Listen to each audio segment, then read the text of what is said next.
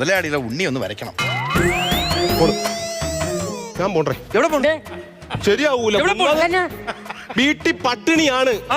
പൈസ ഒന്നും കയ്യിലില്ല. എന്നാലും ഒരു കുഴപ്പമില്ല. ഈ പറഞ്ഞ സാധനം വരയ്ക്കാൻ എനിക്ക് പറ്റില്ല. അയ്യോ, കണ്ടതാണെങ്കിൽ വരയ്ക്കാം, കാണാത്ത സാധനം വരയ്ക്കാം. ഞാൻ പിന്നെ കാണാതെ പോയ എന്റെ ഉണ്ണിയെ വരയ്ക്കാൻ ഇപ്പോൾ അവനെ എങ്ങനെ ഇരിക്കും എന്ന് ഞങ്ങൾക്കറിയണം. ആദ്യം എന്ന് പറഞ്ഞാൽ ഈ ഉണ്ണിയുടെ കണ്ണ് എങ്ങനെ? കണ്ണ് ഉണ്ട കണ്ണ.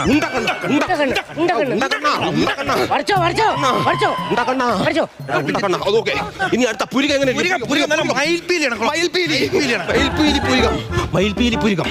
അത് ഓക്കെയാണ്. മയിൽപീലി പുരിക ഏതാണ്ടൊക്കെ സെറ്റ് ആയിക്കൊണ്ടിരിക്കുകയാണ്. ഇനി മൂക്ക് ജാമ്പയ്ക്ക മുക്ക് പെട്ടെന്ന് വരയ്ക്കാൻ പറ്റും.